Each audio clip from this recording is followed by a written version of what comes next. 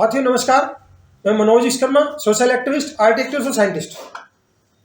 साथियों अभी आप चारों तरफ देख रहे हैं कि न्यायपालिका में न्याय की बड़ी बड़ी बात हो रही है। मैंने आपको बताया था कि कैसे स्टेट लॉ में घपले होते हैं। उसका कारण क्या है कि स्टेट लॉ में जो लोग आए उनके हाथ में ताकत आ गई, उनका लो मोरल था। लो मोरल वाला बंदा जहाँ भी जाता है, चाहे वो न्यायपालिका हो, चाहे पॉलिटिक्स हो, या पुलिस नेता वकील से जब भी बने, जहाँ भी उसको ताकत मिलेगी वो हमेशा गड़बड़ करेगा। तो आज हमारे देश में चारों तरफ जो 1,83,000, 90,000 एक बंद करे, 94,000 एक बंद करे, 1,84,000 स्कूल बंद कर दिए, वीकर सेक्शन को वैसे निपटा दिए। आजकल यूनिवर्सिटी का नाम दे लो, किस तरह से गुंडागर्दी मारापीटी हो रही है कि जो हम कभी सोचते भी नहीं थे कभी इस तरह का हो सकता है। बच्चे सुसाइड कर रहे हैं, सारे वीकर सेक्शन के सुसाइड कर रहे हैं।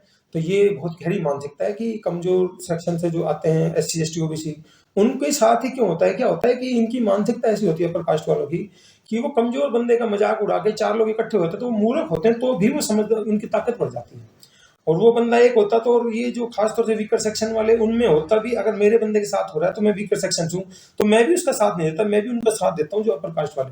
तो क्या होता है, वो अकेला पड़ जाता है। अकेला पड़ जाता है तो फिर कई बार वो अपने आप को, उस बात को दिल पे ले जाता है, और भावनाओं को दिल पे ले जाएगा। अकेला पड़ गया, ले तो कोई सलाह नहीं दे रहा, सलाह दे रहा है तो गलत दे रहा, और मजाक उड़ाया जा रहा है। तो उस इमोशनल पेन को हर एक बंदा सहन नहीं कर पाता, और उस वजह से वो सुसाइड कर रहे हैं। अभी नितिन राज एक बंदा, BDS का स्टूडेंट, BDS का स्टूडेंट चलता फिरता नहीं होता, केरला के BDS का स्टूडेंट 5वीं मंजिल से छलांग लगा। उससे पहले और भी सुसाइड हुआ था, एक थोड़ा सा, एक वो रतन मेघवाल था एम्स राजकोट में, उसने सुसाइड किया थोड़े दिन पहले। और 100 के करीब अलग अलग बच्चे, रोहित वेमुला, वो पायल ताड़वी, अलग अलग जो बच्चे सुसाइड कर रहे हैं। वीकर सेक्शन को एक साथ ही ऐसा क्यों हो रहा है? क्योंकि इसमें टीचर भी शामिल होते हैं, उनको PhD में एंट्री करने से रोकना, उनके इंटरनल असेसमेंट में नंबर कम देना, अलग अलग तरीके से उनको एहसास कराया जाता है, उनके नंबर रोके जाते हैं, उनको एंट्री नहीं जाती नॉन फाउंड सुटेबल करके। और जो EWS वाले बंदे हैं या अपर कास्ट वाले बंदे हैं, उनको हर तरीके से बचाया जाता है, उनको सपोर्ट किया जाता है, उनके इंटरव्यू में ज्यादा नंबर दिए जाते हैं, इंटरनल असेसमेंट में ज्यादा नंबर दिए जाते हैं, ताकि वो सीनियर पोस्ट पे जाए, डायरेक्टली IAS IPS में चले जाए।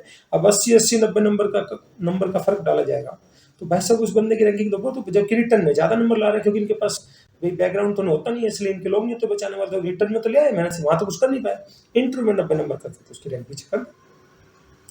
तो सोसाइटी में एक बड़ा अजीब सा सिचुएशन हो रहा है, जहाँ न्याय, जो राम राज्य की बात करते थे, राम वाला 1% गुण नहीं, और जो जिस हिसाब से ये जो राम राज्य की बात करने वाले फर्जीवाड़ा कर रहे हैं, एक महाराज है वो कैसे बदमाशी कर रहे हैं, मोदी और इधर लोग जो राम मंदिर की बात करते थे, इन्होंने राम मंदिर को नहीं बख्शा। तो ये बहुत ही खतरनाक सिचुएशन होगी देश के लिए। ठीक है, इनके फर्जीवाड़े खुल रहे हैं, सब कुछ हो रहा है, लेकिन कीमत सोसाइटी चुका रही है। आदिवासियों की जमीनें हड़प रहे हैं, वो बेचारे मुआवजा ना, उनको मुआवजा दे रहे, उनके घर छीन लिए, उनकी जमीनें छीन ली, और वो बेचारे किस तरह से स्ट्रगल कर रहे हैं, उनको सुन नहीं रहा, पुलिस उनकी गोलियां मार रही है।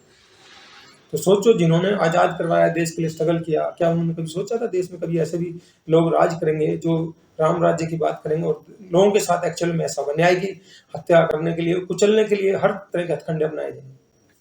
तो समाज में ये बहुत ही अजीब स्थिति है, इसके लिए लोगों को समझना पड़ेगा, उठना पड़ेगा। जब तक आप सहन करते रहोगे तब तक सुधार होने वाला नहीं। अमेरिका में 90 लाख लोग निकले ना, ट्रम्प ने गलती की थी, वहां के जो डिफेंस मिनिस्टर के खिलाफ अब वो इम्पीचमेंट प्रोसेस शुरू होगी कि बिना संसद की अनुमति के युद्ध कैसे कर दिया। तो वहाँ के लोग जिम्मेदारी से काम करते हैं, जिम्मेदारी उनको बचपन से सिखाई जाती है, एजुकेशन है, अवेयरनेस है, इसलिए वहाँ पे एक नए कपड़े नहीं हो सकते। अभी पड़ोसी देश नेपाल में देख लो कैसे खतरनाक हालात है, आज वो प्राइम मिनिस्टर किस लेवल काम कर रहा है। तो भाई साहब कोई करता तो बदलाव आता है। आज वही चीज इंडिया को भी जरूरत है, और जिस हिसाब से और देशों में हो रहा है तो जल्दी ही कुछ ना कुछ बदलाव यहाँ भी आएगा। तो देखो बदलाव तो आता, लेकिन कोई ना कोई तो आए आगे, ईमानदार तो आए। लेकिन जो इन्होंने गड्ढा इतना गहरा खोद दिया, जो कर्जा 255 लाख करोड़ जो था, जो 70 साल का, उसको 5 गुना के करीब कर दिया, 245 लाख करोड़ कर दिया। तो उसका कीमत हम और आप चुकाएंगे, क्योंकि वो कर्जा ले तो लिया भाई साहब, चुकाने में तो आगे आने वाले उसका ब्याज चुकाएंगे, किस्त तो चुकेगी नहीं, ब्याज इतना बढ़ता जा रहा है। तो आने वाली पीढ़ियां उसकी कीमत चुकाएंगी। अब भगवान से दुआ करो कि भैया कुछ इनका समाधान करे, इनका इलाज करे। जैसे ये लोगों को निपटा रहे हैं, कुदरत ही इनको निपटा सकती है, और कुदरत के सामने किसी की नहीं चलती। कोई कितना बड़ा नेता, मंत्री हो, प्रधानमंत्री हो, गृहमंत्री, कितना बड़ा शातिर, आपराधिक मानसिकता व्यक्ति, नंबर सबका आता है।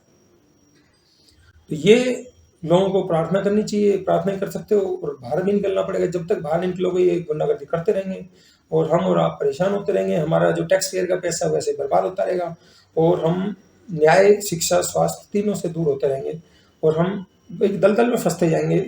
समाधान के लिए लोगों को आगे निकलना पड़ेगा। ये सोचे दूसरा आएगा, दूसरा आएगा, दूसरा कोई नहीं आएगा, उससे प्रॉब्लम और बढ़ती जाएगी। तो समाज में कभी भी अन्याय होता है तो अन्याय का विरोध करना जरूरी है। अन्याय का विरोध नहीं करोगे तो आपका ऐसे ही कुछ चला जाता रहेगा, आपकी अगली पीढ़ी भी ऐसे पिसती रहेगी। अगर आप आज विरोध करोगे तो आज आप मान लो बदला नहीं ले पाए तो आपकी अगली पीढ़ी उसका बदला ले लेगी, तो कुछ ना कुछ होगा। तो साथियों, मैं समझता हूँ इस वीडियो के माध्यम से मैंने आपको एक बहुत ही गहरे मुद्दे पर एक जानकारी देने का प्रयास किया।